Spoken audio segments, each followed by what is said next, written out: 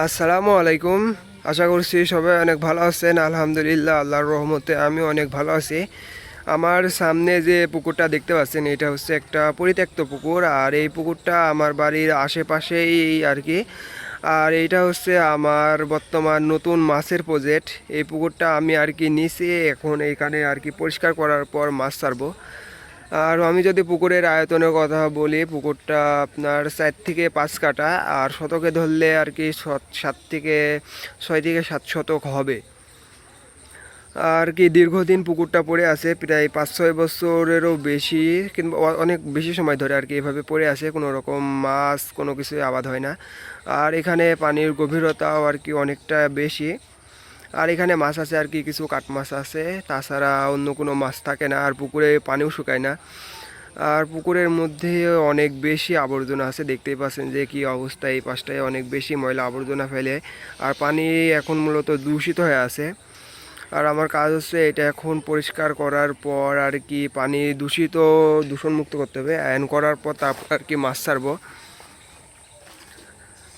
আর দেখতেই পাচ্ছেন পুকুরের অবস্থা। আর আমি এই পুকুরে আপনার কার্প জাতীয় মাছ করব, আর কি যেগুলো বাংলা মাছ বলে, যেমন রুই, কাতল, silver, grass carp, blood carp আর কি ইত্যাদি। এই সব মাছ ছাড়বো, পুঁটি। আর এই পুকুরের একটা অন্যতম গুণ হচ্ছে এই পুকুরে মাছ অনেক ভালো বাড়ে।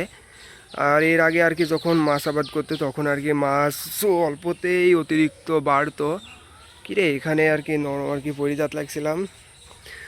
আর এখানে মাছ দিলে আর কি এই যে এই পাশটা দিয়ে নেট দিতে হবে, এই যে এই পাশে নেট দেওয়া লাগবে, না হলে মাছ বের হয়ে যাবে যখন অতিরিক্ত পানি হয়। আর দেখতেই পাচ্ছেন পুকুরের আশপাশটা কি পরিমাণ জঙ্গল আছে, এটা আর কি সম্পূর্ণ পরিষ্কার করতে হবে। আর এটা পরিষ্কার করতে আর কি আমার এখানে বেশ কষ্ট করা লাগবে। আর জানি না এর ভিতরে পানিটা কেমন আছে, ভালো আছে না দূষিত আছে। আর দূষিত হলে তো আরও পরিষ্কার করতে অন্যরকম একটা সমস্যার শিকার হতে হবে। আর এই পুকুরটা আমার মূলত বছর চুক্তিতে নেওয়া। বছরে আর কি আমাকে 3,000 থেকে 3,500 টাকা মতো পে করতে হবে যে পুকুর মালিক তাকে। আর সব মিলে আমার মাছের প্রজেক্টের এই অবস্থা। আর সবাই দোয়া করবেন যাতে আমি এখানে ভালোভাবে মাছ চাষ করতে পারি। আর দীর্ঘদিন ধরে আমার মাছ চাষের প্রতি একটা অন্যরকম মানে আশা কাজ করে, মানে আমার মাছ চাষ করার প্রতি আমার আগ্রহ অনেক বেশি। আমার যেহেতু নিজস্ব কোনো পুকুর নাই, এই জন্য আমি মাছ আবাদ করতে পারি নাই। আর এখানে যেহেতু পাইছি, এই জন্য আমি অবশ্যই ভালো করে চেষ্টা করব। আর আমাদের এই সাইডে আজকে 2 দিন ধরে অনেক বেশি পানি হচ্ছে, এই কারণে দেখেন পানি উপরে উঠে গেছে। আর এই যে এটা হচ্ছে রাস্তার বালু নিচে নামি যায় আর কি ধসে গেছে, তারপর আর কি পানি উঠে আছে।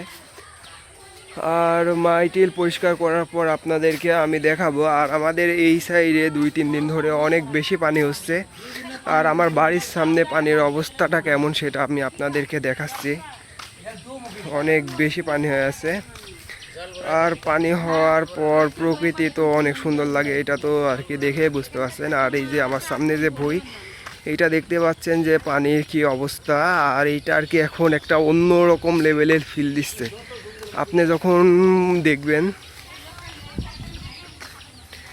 তো দেখতে পাচ্ছেন এই যে হচ্ছে অবস্থা আমার বাড়ির সামনে আর কি। এত সুন্দর একটা দৃশ্য, চারিপাশে পানি বেঁধে আছে। এখনও ভুঁই চাষ করা হয়নি, ভুঁই চাষ করার পর এখানে ধান লাগাবে।